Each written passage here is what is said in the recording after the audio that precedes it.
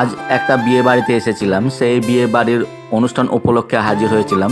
তো আমাদের অ্যাডোলেসেন্ট গার্লসের একটা বিয়ে ছিল। সেই বিয়েতে আমরা আমাদের যে উপহার, সেই উপহার আমরা দেওয়ার চেষ্টা করলাম।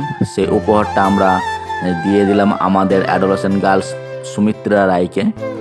তো তারই একটা দৃশ্য আপনাদের সামনে তুলে ধরার জাস্ট চেষ্টা করেছি। দেখুন, আমরা সেই সুমিত্রার বিয়েতে এসেছি।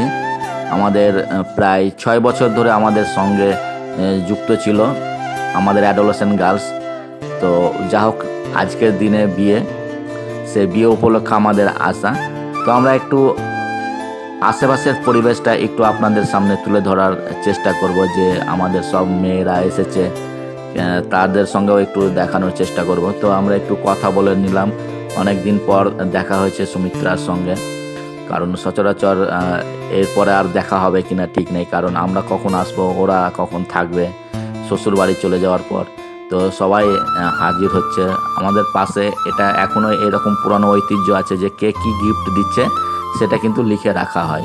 তারই একটা দৃশ্য আপনাদের সামনে পাশেই দেখুন, বসে লিখছে যে কে কী গিফট দিচ্ছে, সেই গিফটের দৃশ্যটা তুলে ধরার চেষ্টা করলাম দেখানোর। এটা হচ্ছে ভিতরের পরিবেশ, খাওয়া দাওয়ার ব্যবস্থা ছিল।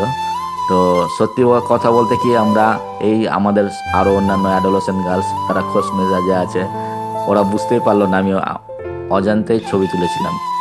আর একটু রান্নাবান্নারও দৃশ্য একটু আপনাদের ছোট করে দেখানোর চেষ্টা করলাম। তো এরপরে আমরা রান্নাবান্নার দৃশ্যের পরে আমরা চলে যাব আমাদের যে খাওয়া দাওয়ার ব্যবস্থা আছে সেই জায়গায়। তো সত্যি খাওয়া দাওয়ার ব্যবস্থা খুব ভালো হয়েছিল, মানে একেবারে ঘরোয়া রান্না। তো আমার সব থেকে এখানে ইন্টারেস্টিং লেগেছে যে আমরা মনে হচ্ছে একটা যুদ্ধক্ষেত্রে যুদ্ধ করতে এসেছি, মানে অনেক ঠেলা ঠেলি করে আমরা অবশেষে আমাদের সিট পেয়েছিলাম। তো আমাদের সিট পেতে কোনো বেগ পেতে হয়নি, কারণ আমাদের কার্তিক রায় বলে একজন আমাদের অ্যাডোলেসেন্ট বয়স ছিল, সে পুরোটাই ব্যবস্থা করেছিল। তো আজ এই পর্যন্ত, কেমন লাগলো জানাবেন কমেন্টে সবাই, আশা করি ভালো লাগবে।